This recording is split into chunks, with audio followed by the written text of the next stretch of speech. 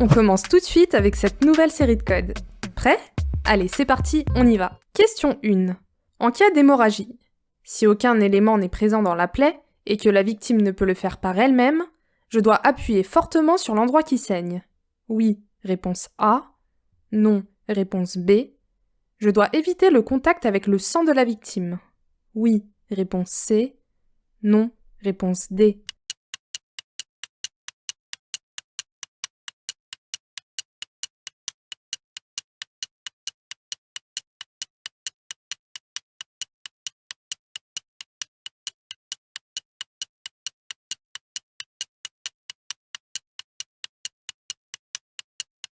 Retenez qu'en cas d'hémorragie, si aucun élément n'est présent dans la plaie et que la victime ne peut le faire par elle-même, je dois appuyer fortement sur l'endroit qui saigne jusqu'à l'arrivée des secours. Je dois, de préférence, utiliser un tissu propre en recouvrant complètement la blessure.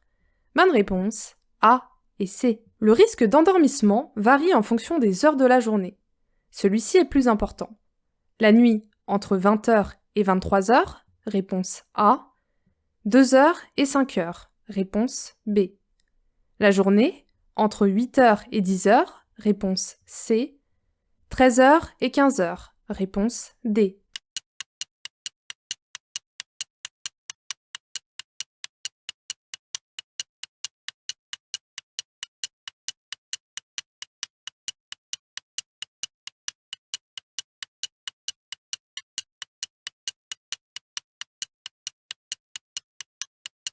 Sachez que le risque d'endormissement est plus élevé la nuit entre 2h et 5h. En journée, celui-ci est plus élevé entre 13h et 15h. Bonne réponse, B et D. Question 3. Dans cette situation, je m'arrête, réponse A. Je passe, réponse B. Je klaxonne, réponse C.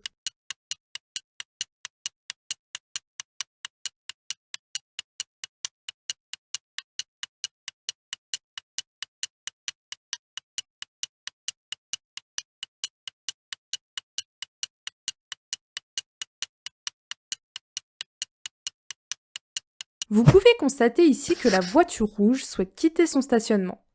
Dans cette situation, je passe car j'ai la priorité. Klaxonner est interdit en ville, sauf en cas de danger immédiat. Bonne réponse, B. Je transporte des enfants dans mon véhicule. Je dois obligatoirement activer la sécurité enfant. Oui, réponse A. Non, réponse B.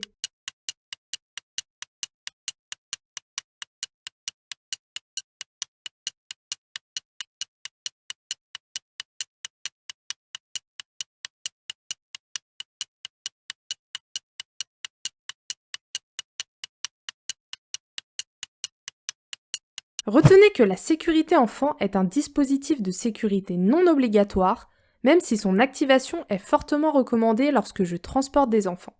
Bonne réponse, B. Sans tourner la tête, la vision directe ainsi que les rétroviseurs me permettent de contrôler l'intégralité des obstacles autour du véhicule. Oui, réponse A. Non, réponse B.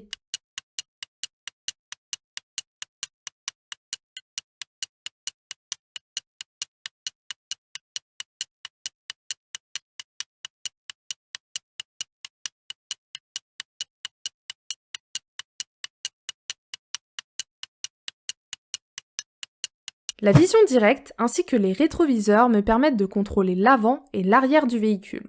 Il est très important de contrôler également les angles morts en tournant la tête. Bonne réponse, B.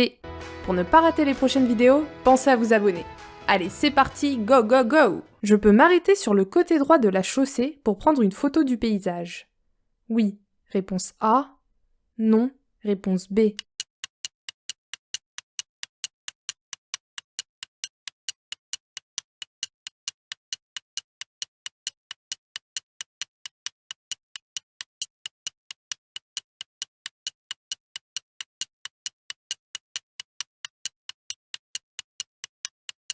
Dans cette situation, il est interdit de s'arrêter sur le côté droit autre que pour une urgence. En effet, vous pouvez constater que la voie de droite est une bande cyclable. Bonne réponse, B. Commettre en même temps plusieurs infractions peut entraîner un retrait de points maximum cumulé de 6 points, réponse A, 8 points, réponse B. 12 points, réponse C.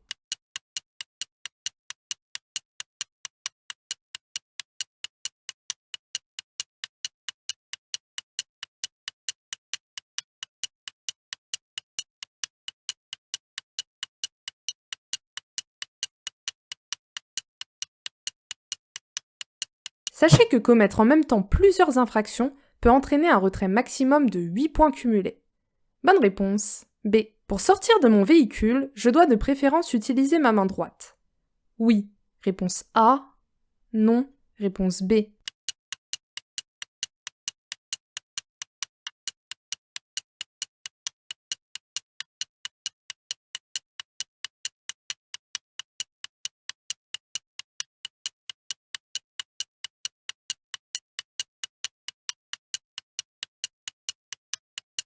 Utiliser ma main droite pour sortir du véhicule me force à me retourner et à observer si un usager est présent. J'utilise donc de préférence cette main pour sortir de mon véhicule. Bonne réponse. A. Ce camion transporte des matières dangereuses. Oui, réponse A. Non, réponse B.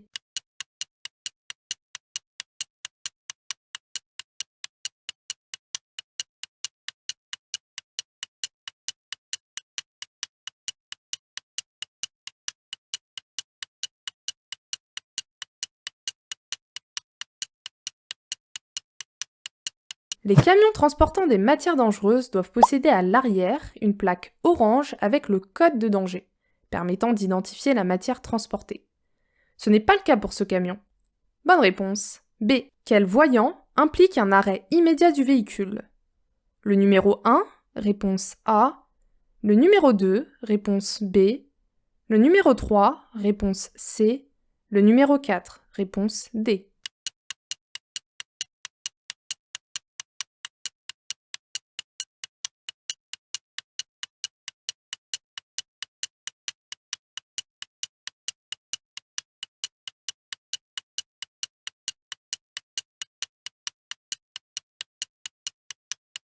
Seul le voyant 1 implique un arrêt immédiat du véhicule en circulation.